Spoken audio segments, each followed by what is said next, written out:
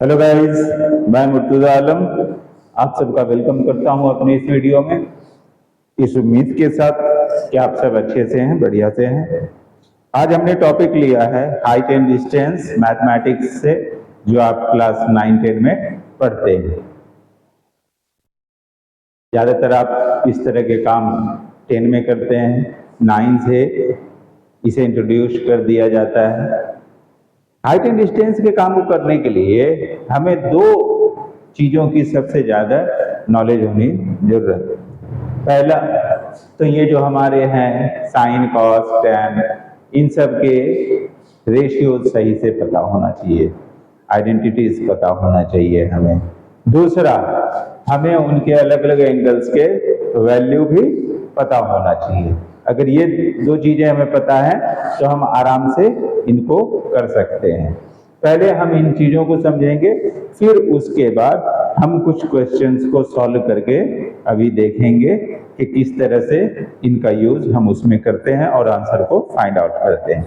आइए पहले हम ये देखें कि ट्राइगोनोमेट्रिक जो रेशियो है उन्हें कैसे याद रखना है। ये याद रखना कोई बड़ी चीज नहीं है, बस हमें ये 3 मैजिकल वर्ड्स याद रखने हैं, शो, का, टोआ। अगर ये 3 मैजिकल वर्ड याद है तो हमारे लिए वो रेशियो पूरा याद रहेगा। ये बात मैंने अपने एक वीडियो में स्पेशली इसी के ऊपर एक वीडियो बनाया है, आप लोग चाहें तो सर्च करके देख सकते हैं। जैसे सबसे पहले हम देख रहे हैं सो, इसमें जो एस है वो साइन के लिए है। ये दोनों इनके साइड्स के रेशियोज हैं। ओ फॉर अपोजिट साइड,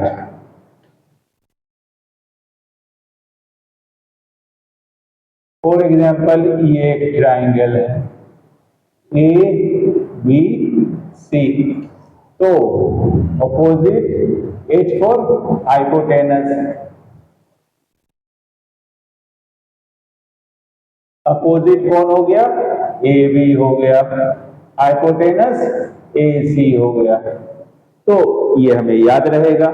पहला एस साइन के लिए, तो साइन में अपोजिट बाय हाइपोटेनस होता है, तो ये हमें याद रहेगा, हम आराम से कर सकते हैं। टर्म में सी कॉस के लिए, A for adjacent, H for hypotenuse, adjacent कौन है, B C, hypotenuse A C, B C by A C, cos का हमने निकाल लिया। अब आगे बढ़ते हैं TOA, T for tan, tan theta equal to theta दे दीजिए, opposite by adjacent, opposite by adjacent, opposite है हमारा ए बी, एडजेसेंट है बी सी। तो इस तरीके से हमने इन तीनों को निकाल लिए। बाकी की जो 3 है वो भी इन्हीं से रिलेटेड है। 1 बाय साइन, यानी साइन का उल्टा क्या होता है, कोसेक। अब अगला आएगा कोसेक थीटा, वो साइन का जस्ट अपोजिट है, तो ये हाइपोटेनस बाय अपोजिट हो जाएगा।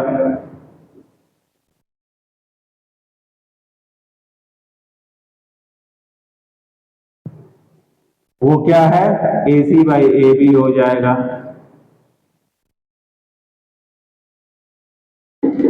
अब कॉस का उल्टा है, 1 बाई कॉस होता है sec, sec theta equal to, इसका उल्टा कर देंगे, hypotenuse by adjacent, hypotenuse by adjacent, वो है ए सी बाई बी सी। अब रह गया कॉट, वो टैन का उल्टा होता है, तो cot theta equal to adjacent by opposite.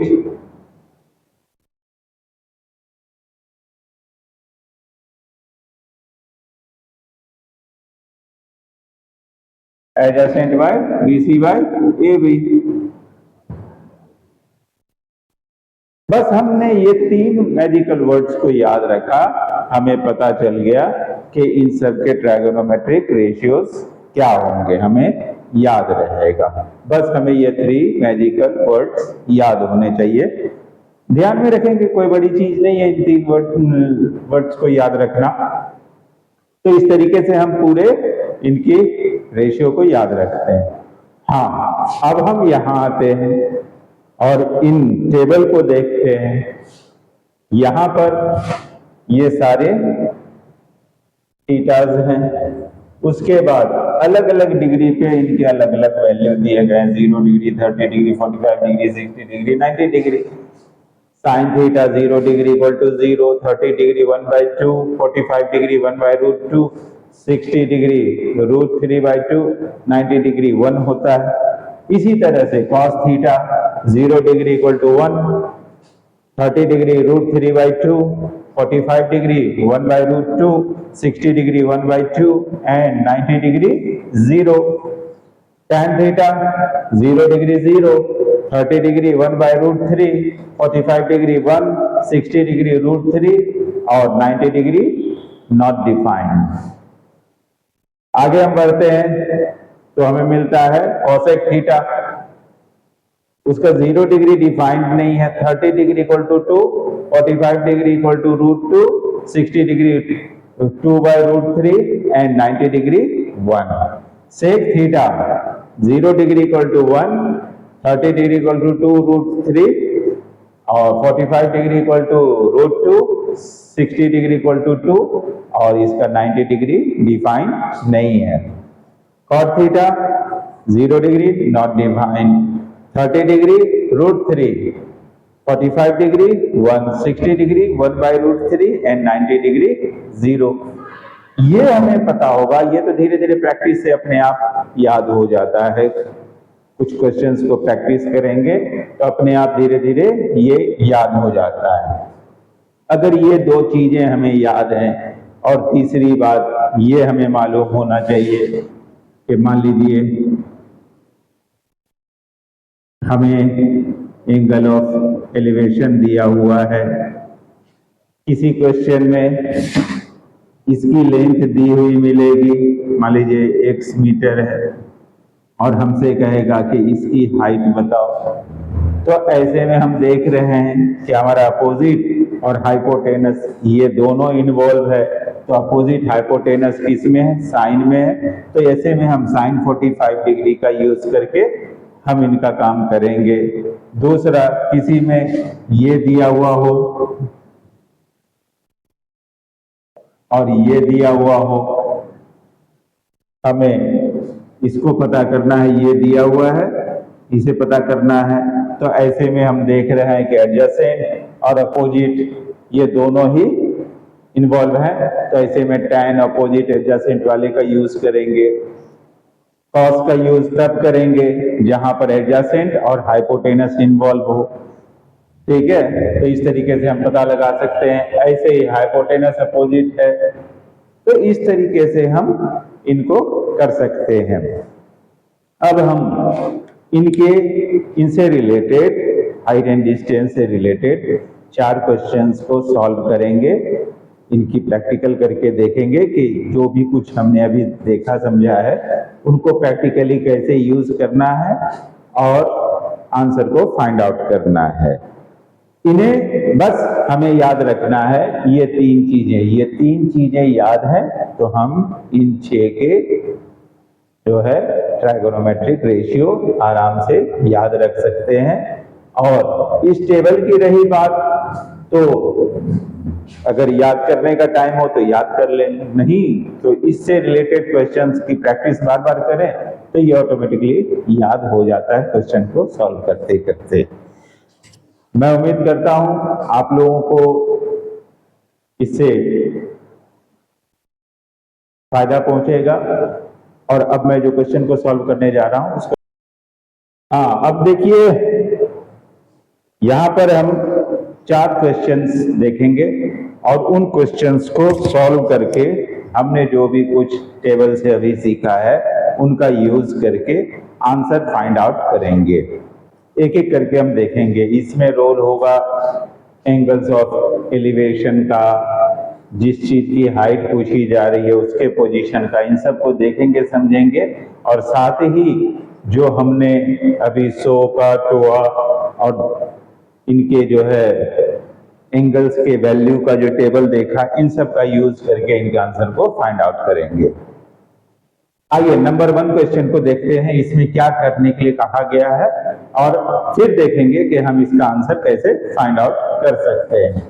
Question number 1, a circus artist is climbing a 20 metre long rope which is tightly stretched and tied from the top of a vertical pole to the ground. Find the height of the pole if angle made by the rope on ground is 30 degree.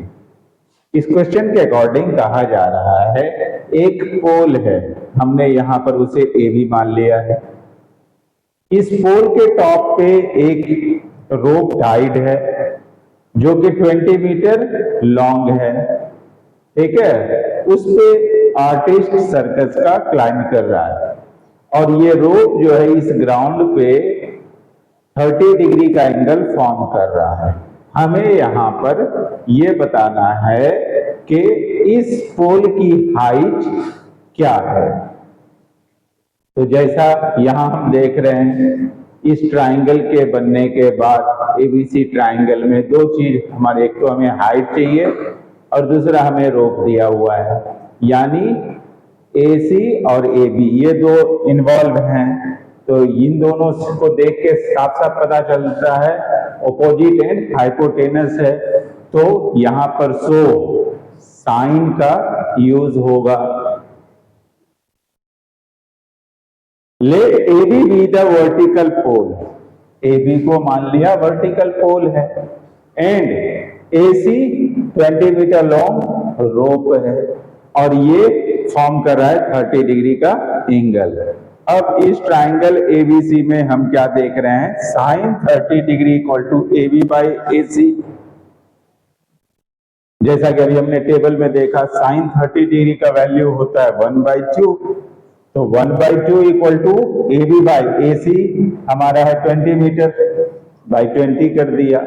इनकी cross multiplication करने पे हमें मिला है 20 equal to 2AB। फिर AB equal to 20 divided by 2 to get the AB equal to 10 metre. तो इस तरीके से हम कह सकते हैं कि इस पोल की जो हाइट है वो 10 मीटर है। हमने इस क्वेश्चन का आंसर फाइंड आउट कर लिया। अब हम क्वेश्चन नंबर 2 की तरफ बढ़ते हैं और देखते हैं क्या है। इसे करने के लिए क्या किया, पहले तो एंगल ऑफ एलिवेशन कितना है उसका वैल्यू यूज करना है। ये दूसरा, ये जो एंगल बन रहा है तो इनमें जो चीज दिए हुए हैं तो वो किन चीजों में इन्वॉल्व हो रहा है, तो वो साइन में इन्वॉल्व हो रहा है। तो साइन का हम यहाँ पे यूज कर रहे हैं जो कि हमें AB बाई AC दिया है। इस तरीके से हम इनका फाइंड आउट कर सकते हैं। अब क्वेश्चन नंबर 2 हमें कह रहा है the angle of elevation of the top of a tower from a point on the ground which is 30 meter away from the foot of the tower is 30 degree। यहां पे कह रहा है कि एक टावर है AB मान लिया, इसके फुट से 30 मीटर अवे एक पॉइंट है C जो कि एक एंगल फॉर्म कर रहा है 30 डिग्री का elevation angle. Find height of the tower, तो ऐसे में इस टावर की हाइट क्या होगी। यहां हम देख रहे हैं 2 चीजें इन्वॉल्व हैं, अपोजिट साइड और एडजेसेंट साइड। तो ये हमें मिलता है 2A, अपोजिट और एज tan का होता है वो। तो tan 30 डिग्री, हमने इस ट्रायंगल को ABC माना और उसके tan 30 डिग्री इक्वल टू हो रहा है AB by BC। tan 30 degree का वैल्यू है 1/√3। AD की जगह पे H आ गया, BC 30 है। फिर हमने इनका क्रॉस मल्टीप्लीकेशन किया तो हमें क्या मिलता है? Cross √3H equal to 30, then H equal to 30 divided by √3। और जब हम इसे डिवाइड करते हैं तो √3 बनाएगा, 3 10 जा 30, तो 10√3 इक्वल टू, काट दिया इसे, तो इस तरीके से हम कह सकते हैं कि इसकी हाइट जो है टावर की वो है 10√3 मीटर। अगर हम इसे एक्यूरेट बताना चाहें तो √3 इक्वल टू होता है 1.732। 10 को अगर हम इससे मल्टीप्लाई कर दें तो हमें इसका एक्यूरेट हाइट पता चल जाएगा, कोई बड़ी बात नहीं। और वैसे भी इतना भी करके अगर हम दे देंगे तो हमारा आंसर ओके है। तो सेकेंड क्वेश्चन में आपने देख लिया किस तरीके से फाइंड आउट करना। हम पहले ये देखेंगे कि एंगल कितने का बन रहा है, फिर उसके बाद ये देखेंगे कि जो दो चीजें दी हुई है वो किसके रेशियो को बता रही है। तो यहाँ हमने देखा कि यहाँ tan के रेशियो को बता रही है, क्योंकि यहाँ पर ऑपोजिट है और एडजेसेंट साइड है। यहाँ पर हमने देखा कि ये साइन का बता रही है, क्यों? क्योंकि ये अपोजिट है और हाइपोटेनस थे। अब हम अगले क्वेश्चन की तरफ बढ़ते हैं और वहां पर इसी तरीके का इस्तेमाल करके हम उनके भी आंसर को फाइंड आउट करेंगे। Question number 3, the string of a kite is 100 metre long and it makes an angle of 60 degree with the horizon. एक पतंग है जो कि 100 मीटर लंबी धागे से बंधी हुई है, डोरी से बंधी हुई है, जो कि हॉराइजन पे नीचे ग्राउंड पे 60 डिग्री का एंगल फॉर्म कर रही है। Find the height of the kite. तो हमें इसे में उस काइट की हाइट पता करनी है, वो कितनी है। तो यहाँ पर हम देख रहे हैं ऑपोजिट साइड और हाइपोटेनस इन्वॉल्व है, तो यहाँ पर भी हम साइन का यूज करेंगे। साइन, क्योंकि एंगल ऑफ एलिवेशन 60 डिग्री हो रहा तो साइन 60 डिग्री का यूज करेंगे। इस तरीके से let OA be the horizontal ground and let K be the position of the kite. ये काइट है, इस जगह पे उसकी पोजीशन है, ये K है। साथ ही हमें ये भी बताया जा रहा है कि OA ग्राउंड है हॉरिजॉन्टल। हमें H पता करनी है जो कि AK है। AK equal to H, OK 100 metre and angle AOK equal to 60 degree. अब इस ट्राइंगल OAK में हम देख रहे हैं, क्योंकि यहाँ पे अपोजिट साइड और हाइपोटेनस है तो साइन का यूज होगा।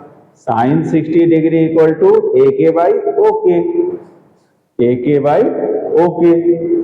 साइन 60 डिग्री का वैल्यू है √3/2 equal to H by 100। AK H है और ये 100 है, तो हमने उसे प्लेस कर दिया। अब इनका क्रॉस मल्टीप्लीकेशन कर रहे हैं तो हमें मिल रहा है 2H equal to 100√3, then H equal to 100√3 divided by 2। 2 से हम जब डिवाइड करते हैं तो हमें यहाँ मिलता है 50√3। जब हम 50√3 में अगर हम √3 का वैल्यू भी 50 से मल्टीप्लाई करते हैं तो वो हमें देता है 86.60 metre. Then we can say that the position of the kite is 86.6 meter above from the horizon। तो इस तरीके से हम इसके आंसर को कर चुके हैं। अब मूव करते हैं हम क्वेश्चन नंबर 4 की तरफ।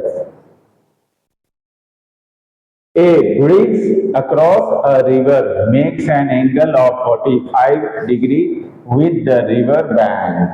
If the length across the river is 150 meter, what is the width of the river? इस क्वेश्चन में कहा जा रहा है एक रिवर है, ये है रिवर, इसके ऊपर एक ब्रिज है जिसकी लेंथ है 150 मीटर। यहाँ पर इसके बैंक के साथ 45 डिग्री का एंगल ऑफ एलिवेशन फॉर्म हो रहा है। हमें बताना है कि इस रिवर की जो विड्थ है, चौड़ाई, वो कितनी है। तो यहाँ पर भी हम देख रहे हैं कि हाइपोटेनस और अपोजिट साइड इस ट्राइंगल का, ये दोनों इन्वॉल्व है, तो यहाँ पर भी हम साइन का ही यूज करेंगे। सॉल्यूशन, इन ट्राइंगल एबीसीबी है, हमने इसे एबीसी नाम दे दिया इस तरह से ट्राइंगल का। इसमें हमें मिला हुआ है क्या, AC 150 मीटर है और एंगल BAC वो 45 डिग्री है और BC हमें पता लगाना है। तो इस तरीके से साइन का यूज होगा और यहाँ पर एंगल ऑफ एलिवेशन 45 डिग्री है, तो sine 45 degree BC by AC। Sine 45 degree का हम वैल्यू निकालते हैं तो 1/√2 आता है। BC अपनी जगह पर ही है, AC का वैल्यू आ गया 150, जो कि इसकी विड्थ है ब्रिज की, हमने उसे कर दिया। क्रॉस मल्टीप्लीकेशन करते हैं √2 BC = 150 आ रहा है और फिर √2 को शिफ्ट करते हैं तो BC = 150 √2, और जब इसे डिवाइड करते हैं तो हमें मिलता है 75 √2 मीटर।